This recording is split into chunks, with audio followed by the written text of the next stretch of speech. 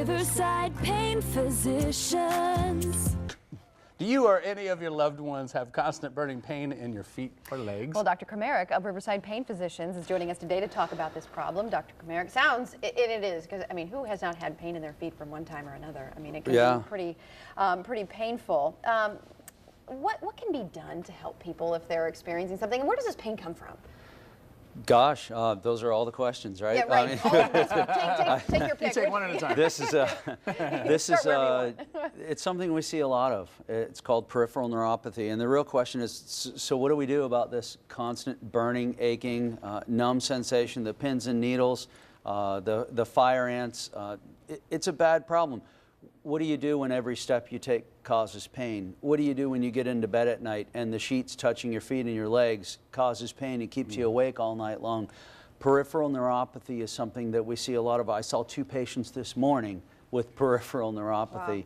And so it's something that we'd like to see recognized and have people get treated a little more often and earlier for it. And I've heard this term more and more often, the neuropathy. Is it something that you're seeing? Is it very common? Are you seeing this all the time? And how do we know if this is a condition that we have? It depends on the patient population that we're talking about. It's common in diabetics. Unfortunately, diabetics early on in the course of the disease, everybody thinks that they have some nerve damage. But later on, our older diabetics or our diabetics with really poorly controlled blood sugar levels, are about 70% of those patients can develop this kind of burning, stabbing pain that I've been talking about. And so we see it in people in their 50s, 60s, 70s. Where does it come from? What causes it? Well, it's nerve damage. Okay. We think it's nerve damage from disruptions in blood flow to the nerves themselves. So even patients with pretty well-controlled blood sugars usually can have blood glucose spikes right after a meal or eating something that they shouldn't be eating, like around the holidays. Perhaps maybe drinking a little bit more than we should be drinking. These are things that interfere with nerve healing and nerve health.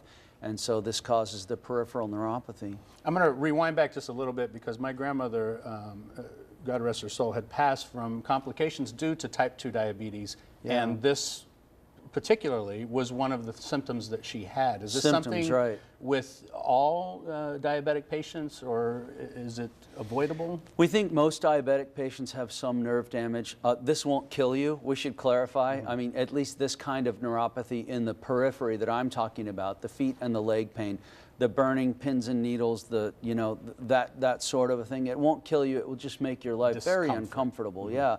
But it's a disabling sort of discomfort.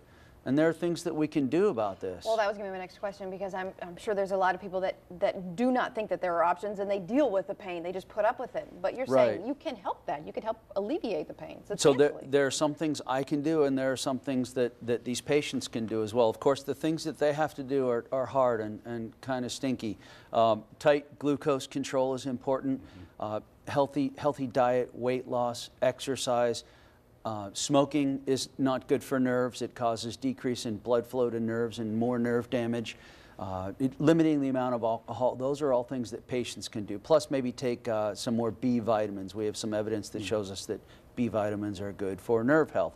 But at some point, it gets too hard to control this, and the pain is just too much and too long, and you're not doing the things that you want to do, which is when you should be seeing your pain doctor to try to help you improve the situation as well. So that's what I was going to ask. Yeah, so at a certain point, they've tried all these things that you just suggested, and nothing seems to be working. What should they do? Just call you and come in for a consultation, and you guys can figure out exactly what's going on? I like to see patients sooner rather than later, and I like to see them when they're having pain. So yeah, call and come in and see your friendly anesthesiology pain doctor, because there are things that we can prescribe that are specific for nerve pain. There are topical solutions that we can put onto the legs and the feet that have all those nerve pains, and maybe some even morphine-like substances inside of them that can help reduce that pain and the topical sensitivity greatly.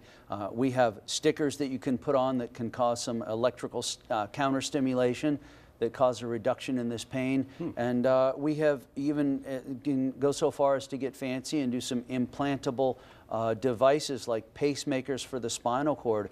In sort of worst case scenario, all else has failed, we can do spinal cord simulators, and these can cause a lot of relief for people with these problems. Wow, a lot of options. Yeah, the bottom There's line a lot is of options. something can be done. No matter what your pain is, you just need to do something about it and make a difference. And I'm So going to thank finish you. his. I'm going to finish his one. He said, "You like to see people come in with pain, but you like to see them leave without pain." We'd like that, yes, yeah. All right, thank you, Dr. Khmer. We appreciate you being here, and thanks so much to Riverside Pain Physicians for coming on and sponsoring this segment. For more information about pain management, the physicians and their locations, you can go to riversidepainphysicians.com or call them at 904-389-1010.